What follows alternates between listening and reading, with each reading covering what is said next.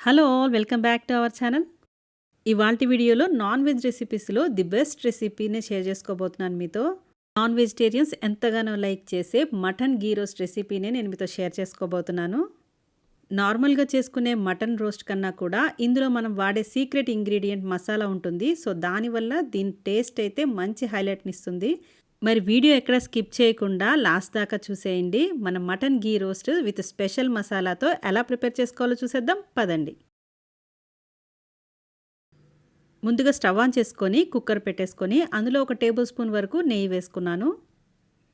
నెయ్యి కొద్దిగా వేడెక్కిన తర్వాత మటన్ పీసెస్ని చక్కగా కడిగేసుకోవాలి నీళ్ళతో. ఇలా నీట్గా కడిగేసుకున్న మటన్ పీసెస్ని ఇందులో యాడ్ చేసుకోవాలి. ఇక్కడ నేను 1/2 కేజీ మటన్ తీసుకున్నాను. అలాగే మటన్ ఎప్పుడు కూడా లేతగా ఉండాలి, అప్పుడే త్వరగా ఉడికిపోతుంది, చాలా టేస్టీగా కూడా ఉంటుంది. సో 1/2 కేజీ మటన్ని నేను ఇందులో యాడ్ చేసేసుకున్నాను. తర్వాత ఒక 1/2 టీ స్పూన్ పసుపు, అలాగే 1 టీ స్పూన్ సాల్ట్, తర్వాత 2 టీ స్పూన్స్ వరకు అల్లం వెల్లుల్లి పేస్ట్ వేసుకొని మొత్తం ఒకసారి కలిపేసుకోవాలి. ఇలా ఒక 5 to 10 మినిట్స్ రోస్ట్ చేసుకుంటే ఇందులో వాటర్ అంతా కూడా రిలీజ్ అయిపోతుంది. మళ్ళీ ఒకసారి కలిపేసుకొని ఇందులో నీళ్లు పోసుకొని ఉడికించుకోవాలి. ఇక్కడ నేను 1 కప్పు వరకు నీళ్లు పోసుకుంటున్నాను.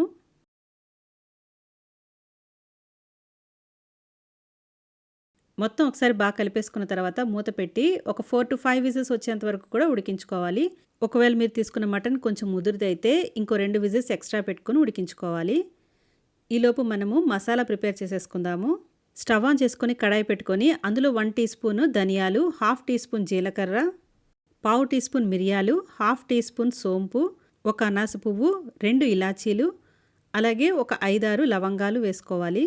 అలాగే ఒక చిన్న దాల్చిన చెక్క ముక్క కూడా వేసుకొని ఫ్రై చేసుకోవాలి. లో ఫ్లేమ్ మీద ఇలా డ్రై రోస్ట్ చేసుకోవాలి.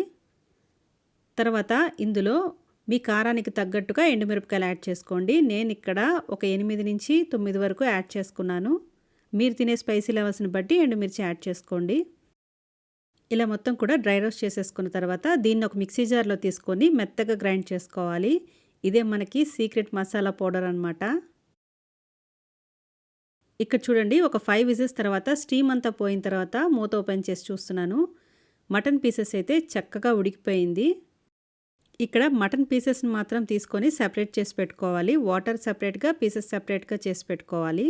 తర్వాత స్టవ్ మీద కడాయి పెట్టుకొని అందులో 1 టేబుల్ స్పూన్ వరకు నెయ్యి వేసుకోవాలి. అందులో ఒక గుప్పెడు జీడిపప్పుల్ని వేసుకోవాలి.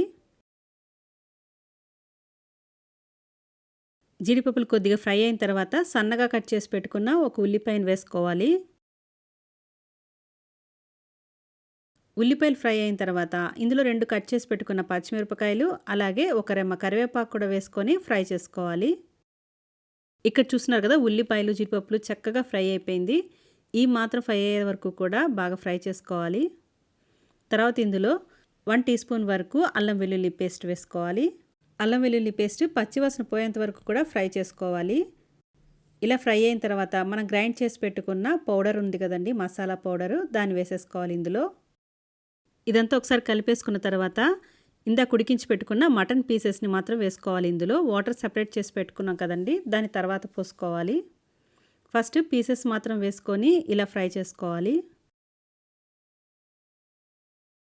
ఇక్కడ మటన్ పీసెస్కి మనం వేసుకున్న మసాలా మొత్తం కూడా పట్టే విధంగా ఒక 5 మినిట్స్ వరకు ఇలాగ ఫ్రై చేసుకోవాలి. ఇక్కడ చూడండి, చక్కగా మసాలా అంతా పట్టేసింది మటన్కి. ఇప్పుడు మనం సెపరేట్ చేసి పెట్టుకున్న వాటర్ని కూడా ఇందులో పోసేసుకోవాలి. ఇక్కడైతే నాకు సెపరేట్ చేసుకున్న వాటర్ అయితే ఒక 1/2 కప్కి వచ్చిందనమాట. సో ఆ మాత్రమే పోసుకుంటున్నాను. మరీ ఎక్కువ వాటర్ ఉంటే మటుకి మొత్తం వాటర్ పోసేయొద్దండి, దాన్ని సెపరేట్ చేసి సూప్లాన్నా తీసుకోవచ్చు. జస్ట్ ఇందులో ఒక 1/2 కప్పు మాత్రమే యాడ్ చేసుకోవాలి.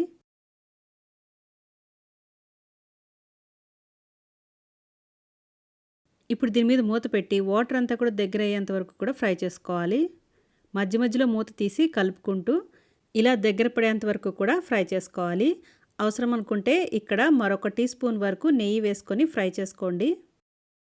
ఇక్కడ చూడండి, ఆల్మోస్ట్ మనకి ఫ్రై అయిపోయింది.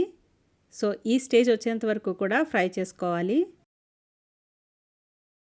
ఇంకా ఫైనల్గా కొద్దిగా కొత్తిమీరని యాడ్ చేసుకుంటున్నాను. అలాగే 1 టీ స్పూన్ నెయ్యి వేసుకుంటున్నాను. టేస్ట్ ఇంకొంచెం ఎన్హాన్స్ అవుతుందని. మీకు వద్దనుకుంటే స్కిప్ చేసుకోవచ్చు. అంతేనండి, మటన్ ఘీ రోస్ట్ అయితే రెడీ అయిపోయింది.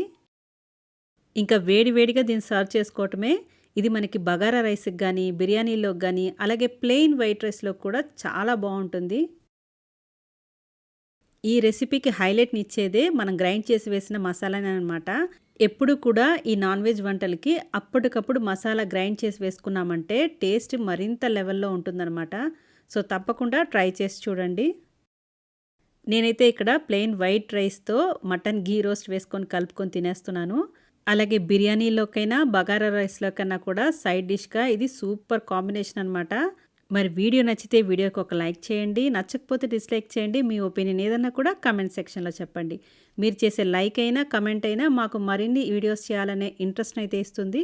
సో, తప్పకుండా లైక్ చేసి కామెంట్ చేయండి. ఇక్కడ చూడండి, పీసెస్ మీకు చూపిస్తున్నాను. ఎంత సాఫ్ట్‌గా ఉడికిపోయిందో. చక్కగా ఉడికిపోయింది పీసెస్ అయితే. మధ్య మధ్యలో జీడిపప్పులు తగులుతూ మటన్ పీసెస్ అయితే ఆ నేతిలో ఫ్రై చేసాం కాబట్టే టేస్ట్ వేరే లెవెల్‌లో ఉంటుంది.